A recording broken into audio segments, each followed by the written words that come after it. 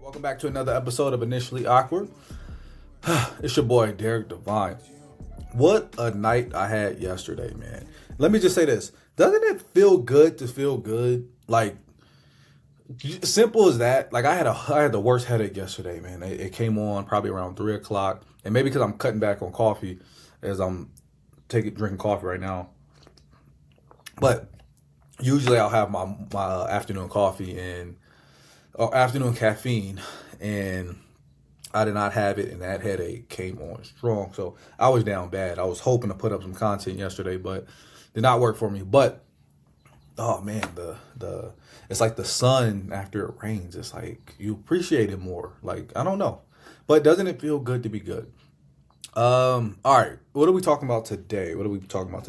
Admittedly, I had this whole structured um episode to talk to you about one of the theories that I've worked on called the emotional echo, which is just uh, simply when we're in an emotional state and we create opportunities for ourselves, and those opportunities don't come to fruition right away, so we stay in a silent period, and then we find ourselves out of our emotional state. We're in a grounded state, but boom, the echo or the return of those emotional decisions hit our line, our DMs, our inbox, and now they present themselves as real, viable options.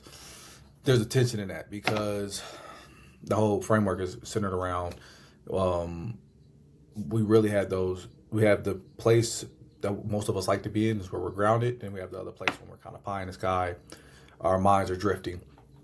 So yes, how do you deal with the tension when you're in a peaceful place, but decisions from the past come and they start to rattle you? Do you just go with the flow because I created this bed, I got to lie in it? Do you just ignore them? So that was what I was gonna talk about, but kind of sent me off another place of the pie in the sky place.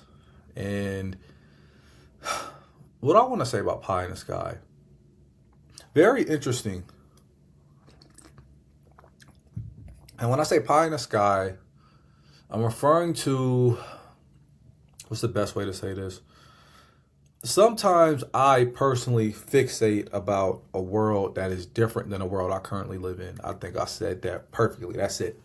Sometimes I fantasize about a world that is not currently mine. I don't currently live in this space. I don't currently own that thing. I haven't built that thing yet, but and my mind is all built and I start to live in it mentally, but physically I've not gone anywhere. I personally think that is where frustration resides. Like that is the home. That is the place. That is the birthplace of frustration, where your mind has all these things that you want to do, that you want to accomplish, and your reality is it just ain't that. It's just not. It's you haven't made the move yet. It hasn't worked for you yet. Whatever the case may be, frustration is born there. And I think for me, the way I use my frustration or how I deal with my frustration is escapism. So while there's things that I need to do here, tangible things that when I have my feet on the ground, um, taking care of my body, taking care of my mind, taking care of the people around me, I neglect it, and I start to live further into the future. And to me, it makes life easier as I'm fantasizing this life that I believe I want. And when I say I believe I want, is because I got evidence to show that 9 times out of 10, it doesn't even come true. And if it does come true, it doesn't look like the way that we conjured it up in our mind. That has happened so many different times. And then when you actually think about it from that lens, you wasted so much time in your mind about something that was never going to be, when you should have just appreciated where you were.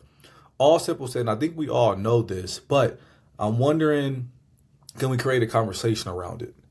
Because a lot of the time, I feel like the way these conversations are is somebody's on this side of the camera revealing ways to you to get through it. Here are principles to stop doing X, and when you do X, this is what happens to you. But I always said in my platform, I want to treat it the same way I treat work. There are some things where I am the subject matter expert, and um, it brings control to a situation for me to come in with the answer and guide and lead the way. But then there's other times where collaboration is really the best way, where um maybe I am too close to the situation where let me just reveal to you what I struggle with. That makes you comfortable to reveal what you're struggling with, and then there's a genuine conversation, not me lecturing or not me telling you what to do, because not all spaces are meant for that. This is a space when we're talking about um, our emotions and wrangling that in and dealing with the emotional echoes and how we deal with frustration and anger and sadness, and that is not my purview. I will say that that is not something that I specialize in, and that's why I bring on people that work in that field that give us helpful tips. Going back to the last episode that I did with my brother Dwayne Radden Jr., aka Peanut, aka Edward the Middle, he gave us practical ways to how we can heal, but he also was careful and clear when he stated therapy is not going to fix you. If you're looking for it to fix you, that's just not the case. That's not how this works. But there are some tools you can get out of it, and I really love that. So just looking back at that episode and thinking about what I wanted to talk about today is I just want to start a conversation around where your frustration is coming from. Not to give you any pointers of what you need to do, what you need to stop doing, start doing, and who you need to reach out to. That is not what I'm here to do. I'm always going to come to the situation with an open mind. I'm always going to be transparent. What I'm saying is I struggle with that. I struggle with it. Then I'll tell you why I struggle with it, because I think inherently there's this thought that, man, I should be living a life that is way bigger than I currently am. For example, I stay in a 2-bedroom apartment, which I absolutely love my apartment. So this is by far just an example. I stay in a 2-bedroom apartment. This is where I currently am. This is my reality. But I might catch a thought that says I should have a 4-bedroom home. I should have a backyard with a pool in there, a pool inside as well, with a jacuzzi. I should have the movie room that's way bigger and 5 cars. I can do that, and and that's a real thing, right? So I'm just kind of using an example of currently in real life in an apartment. Mentally, I fixate on my 4-bedroom house with the 5 cars, all that good stuff. The frustration comes in is now I don't really appreciate my place anymore. This room, this movie room that I have, or this podcast room, is not big enough. It's not as big as the room that I see in my mind, and that makes me angry. So I walk past this stuff here, and it's not anything that I like, and I don't want it. What is it? Get it away from me. And that is, God, that's sad, isn't it? It's really, really sad. I don't do that as far as like where I live. I don't do that. I feel like I'm very appreciative because I understand how it is not to be in a place that you actually like to live. So again, that was an example for me. But if we want to get real, if we want to, if I'm actually speaking from the heart, maybe I do that about the work that I'm doing. Maybe I'll sometimes in an ungrounded state, I'll fixate on a job that I always wanted or that I felt I should already had. And then I also fixate on the influence that I want and that I always should have had. And being in a place of, yeah, I'm the leader, I'm the boss, I run this, and that's just what it is. And I'll get that. And man, this is a real thought that I'm catching.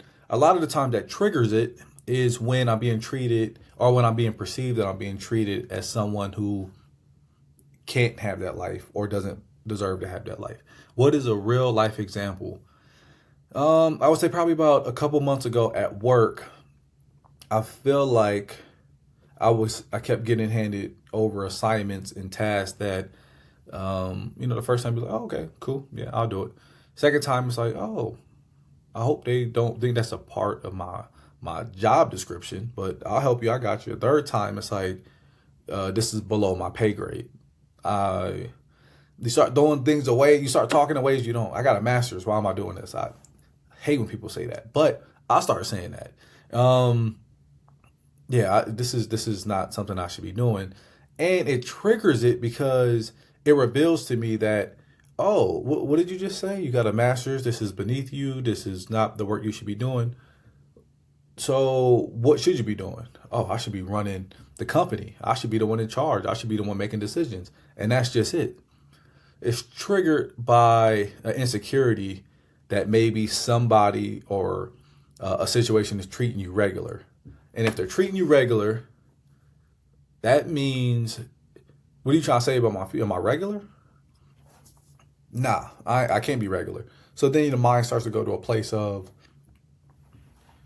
maybe I need to get up out of here. Maybe I need to go to a place where I can actually flex and show my muscle, right?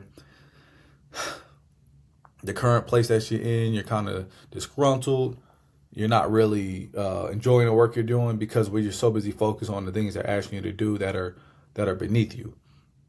That is a real life example of how not being where your feet are shows up in my life. It'll trigger when I feel like I'm doing work that I perceive as beneath me. It triggers this thought in me that I feel like I should be somewhere way bigger, way better, having way more influence. And it's always hard to come down from that. So hard.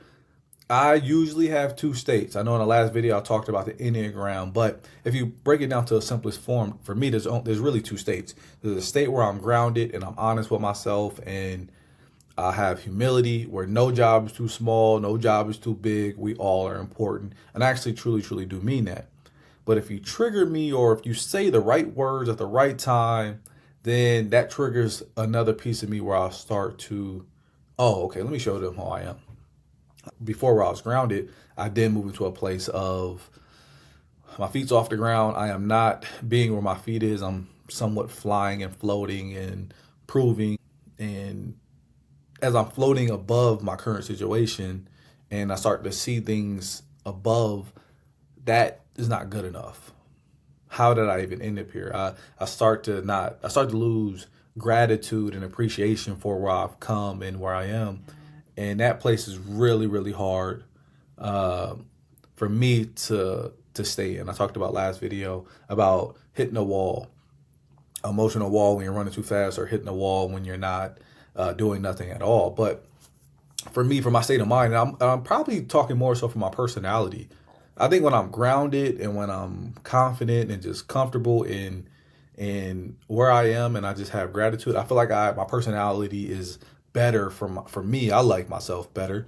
But I think it's better for everybody that's around me, the people that's close to me, the people I work with, because similar to my mom, I have the ability to make the energy in a room feel really light, or I can make it feel really heavy. Just depending on, it doesn't even have to do with yelling or anything like that. It just has to do with what you're not saying. And that's really how it is. The energy that I bring can be really light, or it can be really heavy. And if I'm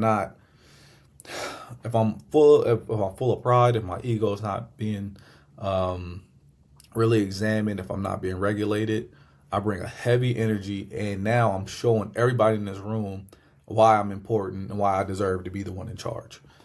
I personally hate being in that place. I absolutely hate it. It happens a lot, and you would think if you hate being in that place, stop being there. But what that requires is, going back to the episode that I did with my brother, tapping in with yourself and regulating yourself when things are starting to get a little out of whack. I'm not the best at doing that. I'm really good at reflecting and like, ooh, shouldn't have did that. But the true power is, can you catch it in the beginning? Can you catch it as it happening? So, for example, if I come into a situation and I'm light, I'm bringing energy, I'm bringing fun, and this is a real life example. I'm bringing funness, I'm bringing light, and the work we do is not always going to be light. It's heavy stuff that we talk about. But if I'm bringing that to the room and I understand this makes me feel good to bring it, it looks like it helps other people it looks like it's helping other people as I bring this light into the room. I remember one time somebody made a joke about me, and essentially I perceived the joke as being someone that can't be taken serious. And essentially I perceived that as someone who can never be a leader.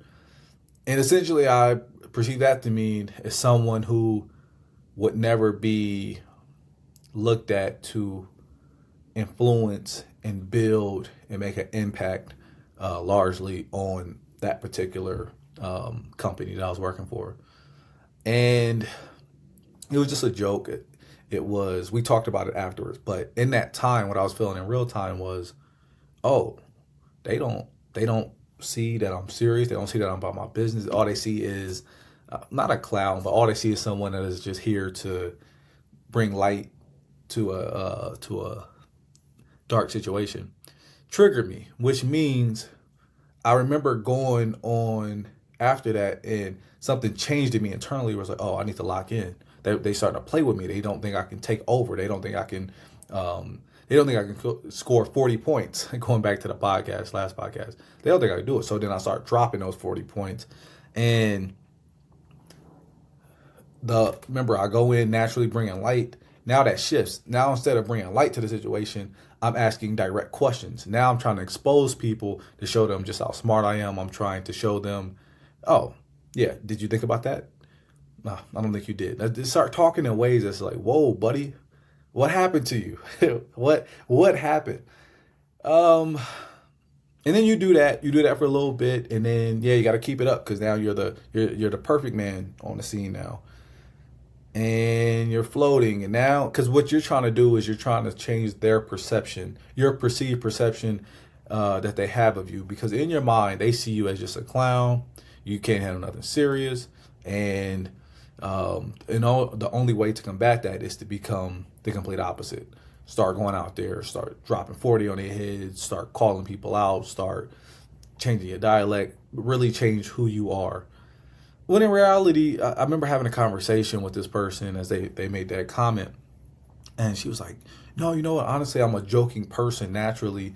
And you make me feel comfortable to joke at work, which is rare. So I just felt comfortable to say a joke. I do not see you as a joke or a clown in any way.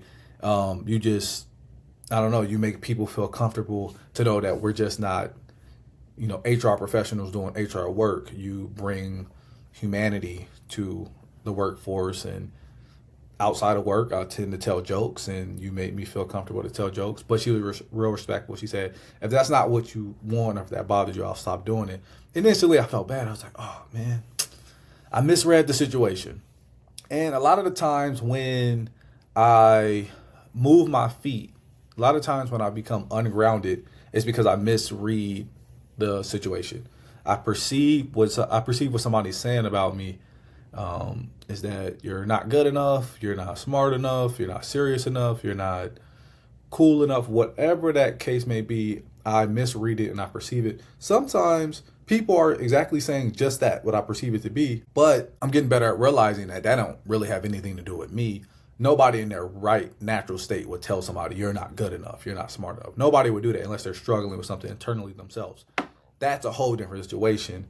And I don't think you should meet people where they are. I think having emotional awareness to be like, oh, okay, that has nothing to do with me. No need to entertain that. But going back to this particular case, what was I saying? I think I was saying that I misread the situation because I just misread it because I perceived something that maybe I think might be true. Maybe if people are laughing too much, I think, oh man, they're not taking me serious. They're not hearing what I'm saying. And then that's just me projecting and all of that. But overall, what am I saying? Can I drop 40 on somebody's head? Can I be the most serious person? Can I do all of that? I believe I can. I showed myself that I can do it. Can I bring light to a situation? I believe I can. And I showed myself I can do that as well. So if I could do both, I think what I'm asking myself nowadays is, all right, which one sets your soul free? Which one makes you happier? And unequivocally, it's going to be someone that brings light to a situation, not someone that contributes to the heaviness of it. Work is already heavy enough. Now I'm in there being on everybody's head because the report is late or because they miss that wording, whatever the case may be. I don't want to be that person. Then I always feel bad about being that person when I come down and I'm grounded. So Going back to the concept about the emotional echo is when your emotions get, is it dysregulated? I don't know. Whenever the emotions that you have aren't regulated because you perceive somebody said something about you, or maybe they actually really did say something about you, and you're not there to really regulate your emotions, you begin to make decisions based off of those that you wouldn't have made before if you would have stayed grounded, if you would have regulated yourself, you wouldn't have made it. But you start making decisions and you start creating opportunities for yourself in this emotional state. And if you're somebody who is naturally self-aware, naturally grounded, and naturally want peace, you're eventually always going to come down to being grounded. But the emotional echo or the return is a lot of the a lot of the decisions that you were making when you were emotional, they'll have a return on it. They'll hit you, and now you're sitting with the tension where it's like, wait, I'm back grounded, I'm back at peace. But that decision that you made when you wasn't grounded, when you were really emotional, is at your front door. Do you follow through with it? Do you feel like you gotta honor it? That is the whole concept of this emotional echo, because it typically usually returns, and it returns at the most opportune times. It returns at the time where I'm at peace. I wouldn't even thought about that. I'm not even thinking about that anymore. But it's here, and now you have to deal with it. Now there's a tension and you wrestle with it. So I find myself, as I'm becoming grounded again, I find a lot of the decisions that I made when I was in an irregulated or emotional state coming back, knocking on the door, and I have to address it. And there's a couple ways with the emotional echo. There's a misaligned echo where when you're listening back to it, when it hits you again, when it returns to you, you're like totally misaligned. Don't, if you can, distance yourself from it, shut it down, get away from it as fast as you can. But there also are confirmation echoes. So if I'm using the example at work, maybe something was said, and maybe I do play around too much. Maybe my brand is that I can't be taken serious, and that is something I probably need to wrestle with. Maybe something I need to adjust or change. So again, what that takes is sitting with that echo, that emotional echo that is returned to you, and seeing what is it actually saying to you. Man, a lot of what my life philosophy is about is actually being okay, taking your time and reflecting. I know there's going to be some things that you can't reflect on. There's going to be some things that you can't really wait on. But if you can, and again, I'll always say this, your mind, your emotions are worth waiting for. They're worth developing, and they're worth attending to. So if you can, if you have the ability to wrestle and understand these things, rather it's through therapy, rather it's just this outlet talking through podcast form, rather it's just being honest with a friend on a couch and nobody's watching, whatever that case is, I believe your emotions and your mind and you as a whole deserve to do that work. There's so many other things we do work on. You go to work every single day and you build that company, you make that company more money. Why aren't you doing the same thing for yourself? I personally think you're way more important than the work that you do for a company that you work for. Just simply put. So yeah, that's the challenge of this. That's the challenge of my life, I think. Personally, we talked about cleaning the garage, but here is really talking about catching your emotions before they spike out. If you don't catch the emotions when you spike out and it's all connected, that's when you find yourself running around doing too much. Or if you're not catching, that's when you find yourself grounded in that garage, going back to last week. But in this case, I think it's really just about assessing where do you like to be emotionally from this, your state of mind and your state of emotion. Where do you like to be? Do you like to be someone who brings heaviness to a situation? Probably not. Or do you like to be someone who can, bring light and love and healing, and if you like being like that, that would be the way to go. Just check it when people are you probably make people feel comfortable when they're saying things about you. Don't take it personal. That's going to be the challenge. Not taking these things personal and thinking, oh, they're saying something about me. They're saying I'm not good enough. That's not what they're saying. They might just be saying what my coworker said to me, where it's like, hey, you bring a sense of humanity or a sense of, yeah, humanity to this work, that we forget that we're not just beings on a clock just working 24/7, but we can bring personality into the space as well. So um really what I thought was a dig at me and the way I work was actually a big compliment. So that's all I got. I got to log off because I got a meeting, but appreciate all of y'all and tap in with me. Be easy.